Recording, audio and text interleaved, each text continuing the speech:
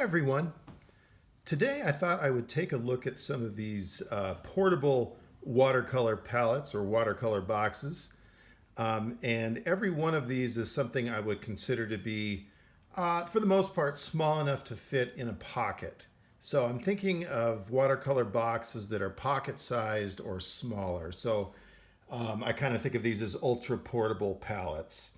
Some of these, may be slightly large for some pockets, and it's not like you're running around carrying pallets in your pocket all the time, but that's sort of the general size that I was trying to stay within. So there are a lot of videos on these types of palettes on YouTube, and because of that, I've kind of hesitated to do a video like this because I felt like it would just be a bunch of rehash of things that we've all watched a million times. In saying that, I thought, well, I might have a couple of boxes that I haven't seen in other videos, and maybe I have something to add, to the whole equation. Maybe not. We'll see. I really love these little boxes for their portability and for the engineering that kind of goes into these. There's some really clever things that the designers have done with these to maximize the amount of mixing space in a small package. And I think that's really cool.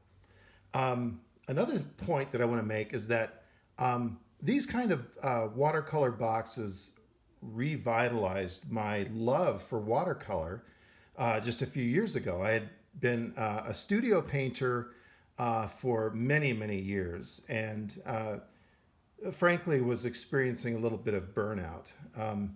But when I encountered kind of the whole portable aspect of watercolor painting, the idea that you could take your tools anywhere you wanted, it opened up new doors and opened my eyes to the fun that watercolor has always been, and that was sort of missing for me.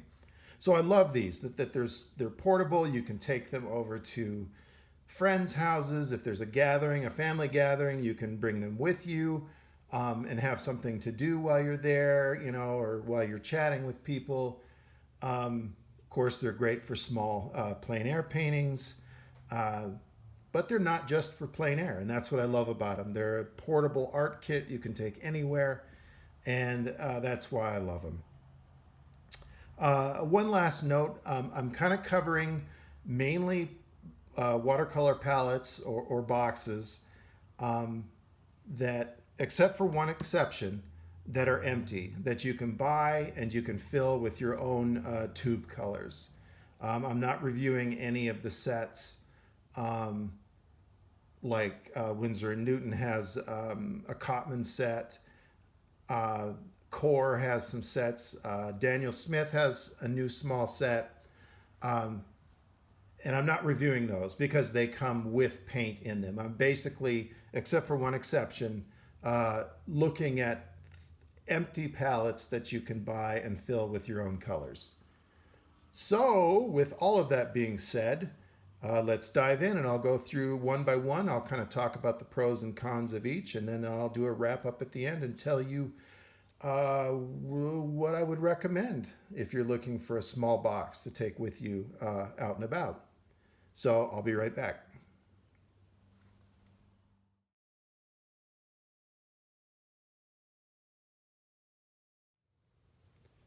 The first box I'd like to talk about is generally referred to as a Bijou Box. It's a pretty small tin box that is very compact. This size of palette really isn't good for much else other than very small sheets of paper and like a little 3.5 by 5 inch, like this little Moleskine watercolor sketchbook. But it's a cool little palette. It is very compact. It does have swappable half pans that you can see, and each row of half pans, there's 12 of them in here, is separated by a little metal divider, and then you can swap out the half pans. You could even put, let's see, like 6 full pans in there if you wanted to. This little unit has a thumb ring on the back for fingers or thumbs to kind of help hold it when you're using the palette. One of the things I like about a little tin palette like this is that it also works with magnets. And I've shown in previous videos I have this little water cup that had a C-clip that I just bent out and glued a magnet on. And that works in conjunction with the palette, magnetizes onto there. And so you can have your little cup of water, you know, just off to the side here while you work. One of the downsides of a little tiny bijou box like this, obviously, is there's not a lot of mixing space. We have the two, you can see the way it's indented on the top here, the way the mold forms the metal. You have two little mixing areas here. So there's not a lot of mixing space, but for, you know, a little sketchbook like the Moleskine that I showed you, I found it to be just fine. Another downside to this might be that it could rust on you over time since it's made of tin. Now, I think, I don't know if Windsor and Newton originated these, but Windsor and Newton produced these little bijou boxes. This one is branded Whiskey Painters. I got this off Amazon and I'll provide links. But Windsor and Newton produced these for quite a few years and stopped a little while back. So now if you see the Windsor and Newton made bijou boxes in the secondary market, they generally go for quite a bit of money. So these have kind of become quite collectible, actually. The Windsor and Newton ones, not these generic ones. They also make, and I believe Windsor and Newton produced these as well, a Flask version. This is also a Whiskey Painters branded version. It comes with a little paint cup. And the body, as you can see, is thicker than the standard bijou box because it has a water flask inside. Little cap there. I believe this is made of brass, so it won't rust. But it holds a little bit of water in there. So you always have a little bit of, I can't speak today, little bit of water with you. And then this little water trough clips onto the side. So you have a little bit of water, you're carrying water in the flask. So it's kind of a neat little unit. Price-wise, the little bijou box most recently on Amazon was $26. And the Flask version was actually double. So this was like $60 US. So I don't know, they're kind of neat little palettes, but that's what those are.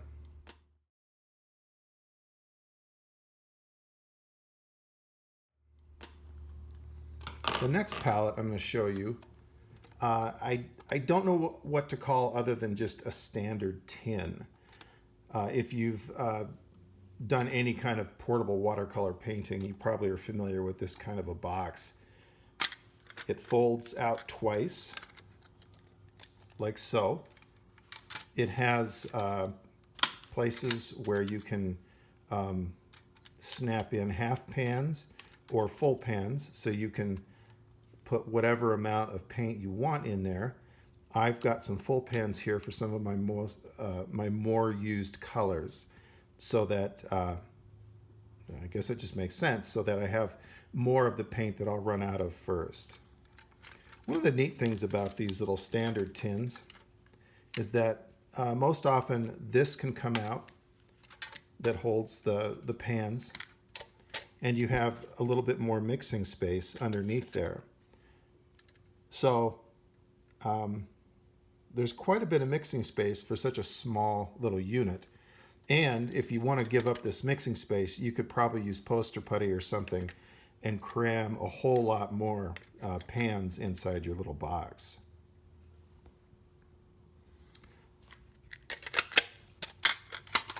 These most often have a little thumb ring on them as well to kind of help with holding the palette.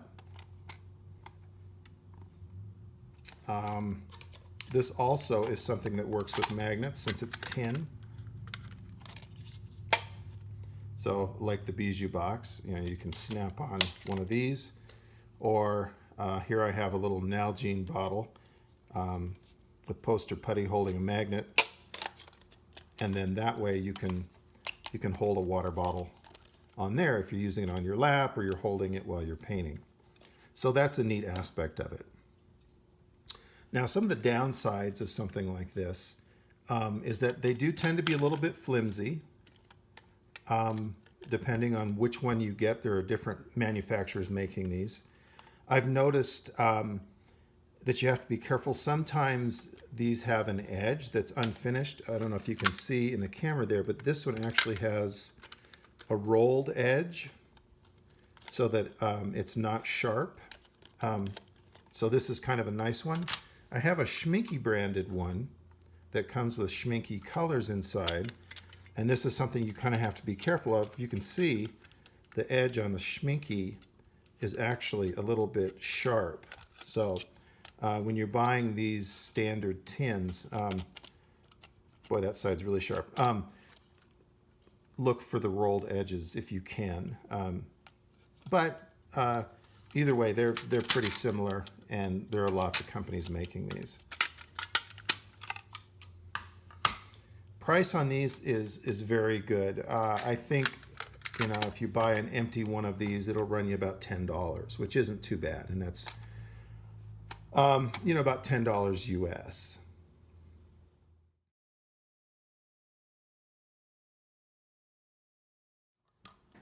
The next one I want to show you is one that I haven't really seen in any other videos, unless I've missed it.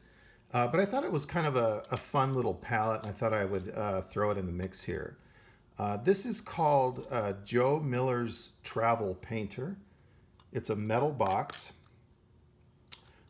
It's part of a kit that cheapjoes.com sells, and you can get it individually or with the kit. And I will post a picture of the kit and what that entails, but you can also get the palette on its own. The thing I like about this is that it's very compact, and I'll bring back out the Bijou Box here. As you can see, it's just slightly bigger than the Bijou Box, a little bit thicker. It is very compact, even though it's bigger. One thing is that it includes a brush, which these little tiny brushes that come with these are, I haven't found them to be very useful. I guess for some detail work they might be. But I should note that, okay, it comes with the brush. It comes with a little sponge, so that's kind of a nice little plus. However, when you buy this, the inside, this surface right here, is actually bare metal, like this is in this section. I've actually gone in with some enamel spray paint and painted that so it's a mixing surface. It doesn't have swappable wells, obviously. It has a fixed set of wells for color here. It has one mixing area, but it is a pretty decent sized mixing area. Here's a number 12 brush. So you got a little more room than, say, a Bijou Box, but not near as much as one of these standard tins. So it is a compact little unit. However, it's not tin. So for whatever reason, the magnets don't work with it. So that's kind of a downside. Now these run about $15 US alone. And with the kit, they run about $60. So for what it's worth, I thought this was kind of an interesting little palette. It's very pocketable, very small, and has a decent amount of usefulness.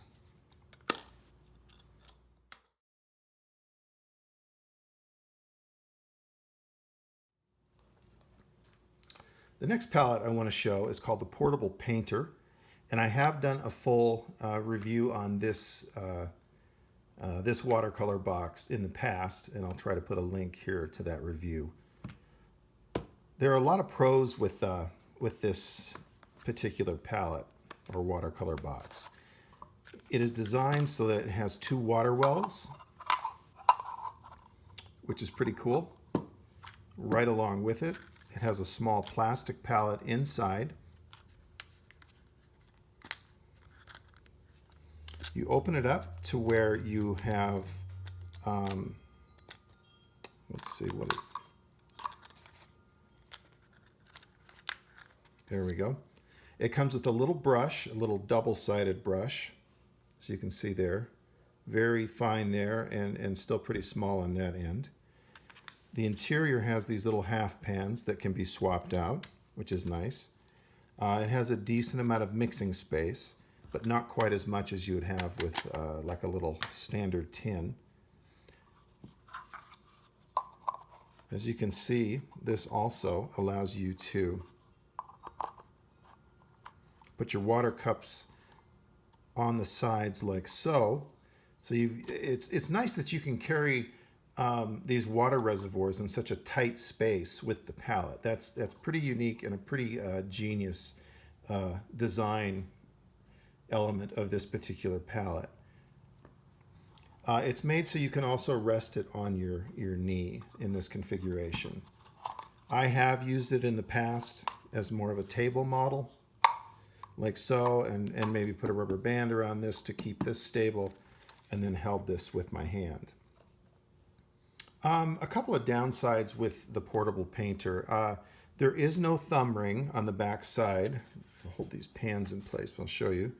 There's no thumb ring, but that's not too much of an issue because it is something that can be held pretty well without a thumb ring. And of course, it has the cups when it's on your knee. Also, it's not the type of palette that can work with magnets, obviously, because it's a plastic palette. So overall, this is a great option. Very portable, very nice design in the way that it folds up into a small area. Has this little clip to keep it together. Of course, I didn't get the brush back inside, but it comes with the brush as well. Now, the price on the Portable Painter runs right around $30, and I've seen it, and that's US dollars, $30, and I've seen it run slightly less. It seems to be very available. I've seen it on quite a few different sites like Amazon and different art supply online sites. So this is pretty readily available.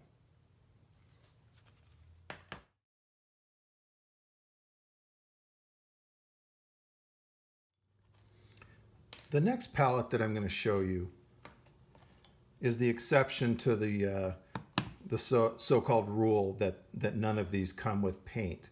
And I thought I would show this one just because it's been around a long time, for quite a few years. It's made by Windsor and Newton, and I just really like the design of this particular palette. It comes in a very compact little shape. It has a thumb ring on the back, or a finger ring. And one thing I really like about this particular palette is that it does come with a water cup. So that's this piece here. And it's got a little notch on the bottom there. And this one folds out like so. And it comes with a little brush. As you can see there. I don't know, like I said before, I don't find these little brushes very useful that come with these kits, but hey, it's there. So this also comes with a water bottle. As you can see here, it's a very thin water bottle. So you can carry some water with you. It kind of snaps right back into the palette. While the palette is in this configuration, you have mixing spaces here, here, and here. It comes with this little sponge, you know, for when you're painting and need to take some paint off or some moisture out of your brush. And it does come with swappable half pans. Now, I haven't even used this particular one. but you can see the half pans slide into these chambers, these channels, and it snaps in place and holds them in. And of course you have your sponge in there at the same time. So I just thought this was a pretty cool design. I wish that Winsor and Newton would sell this particular model as an empty unit. I think that would be pretty neat. Let's see. Like before, this one is not magnetic. You wouldn't be able to use something like this with it. And also a con, I guess, depending on how you look at it, would be that it does come pre-filled with colors. So if you are not someone who uses Winsor and Newton paints, then something like this probably wouldn't be very useful to you. I just realized that while I had this open, I neglected to show how the water cup connects to the palette. So while it's open like this little water cup has a notch there that fits onto this piece, which is cool because now you have a little water cup connected to your palette, and you can just pour the water out of your little flask there, and then you have water to go with your paint. So very cool feature of this palette. Now the price on the Winsor and Newton professional watercolor field box runs about $80 at the time of this video, which is obviously not cheap, but like I said previously, this comes loaded with Winsor and Newton professional watercolors.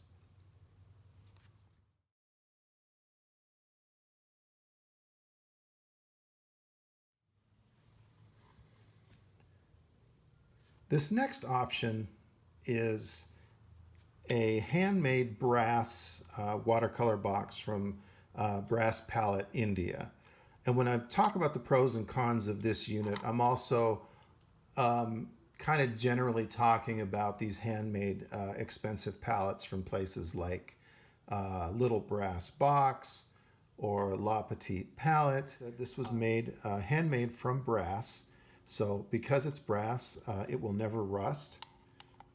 It's also very sturdily constructed, so it's going to last pretty much a lifetime if taken care of and not lost. The hinges are very sturdy.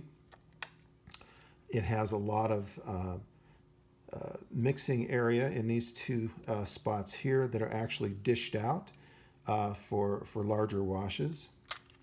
This particular one has a little clip on the side of the color wells that allows you to clip it to the side of the palette like this. And then with the thumb ring, you have quite a bit of mixing space and something you can hold on to pretty easily. You'll notice, now this is a 1-inch brush, and one of the things I like about this also is that it has nice big wells. You can't swap out pans, you know, like you can the others, but the wells that are in here are quite large, and you can see that I can get a 1-inch brush into these, especially if it were wet. It would fit in these wells really easily.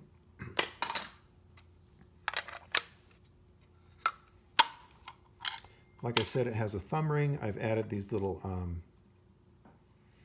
silicone rubberized pads for tabletop use. Now the chief downside of a little handmade palette like this is the cost. This one ran, I think, about $220 US. It was a gift from my family for Father's Day last year. I love the thing, but it is something that takes a lot of hours to make, a lot of expensive materials to make, and so the price does reflect all that goes into these. So they're not for everybody, but they're great little boxes, and if you feel like it's something that you want to spend money on, I feel like it's worth the purchase. Another downside is that when you do buy one of these, you do usually end up waiting quite a few months to get your order fulfilled. The people that make these are usually working on a long line of these orders before they'll get to yours.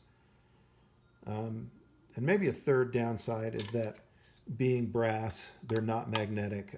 Magnets and things of that nature will not work with brass boxes. So there's that.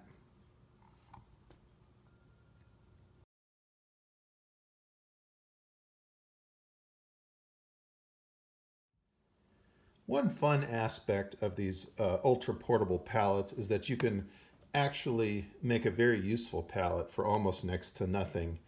This is an empty Altoids tin. The mints have all been used.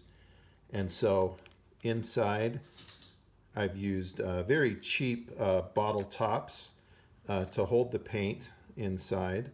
It's not the most efficient way to do it because you get a lot of gaps. So I'll show you in another palette where you can actually buy empty half pans or full pans and put them in here. But this is a very economical way to do it. I've put a white piece of plastic in the lid because the Altoids logo is embossed and leaves lots of dents and grooves in the mixing surface. So I've put a white piece of plastic in there. So it has a nice smooth mixing surface. These are, like I said, very cheap, very economical, very portable. They're not the best construction. The hinges are fairly flimsy. And since they are tin, they will eventually probably rust. But they do work with magnets and are a really great option, honestly. Now, another fun thing you can do is use a very small Altoids tin. And I'm sure you all, probably 95 to 99% of you watching this, know all about this. But this video is maybe focused at people who are just starting to look at options for small palettes. So I'm sure most of you know about all these palettes, know about do-it-yourself palettes, but I'm going through them anyway. So this is an Altoids small palette. This is an ultra small option.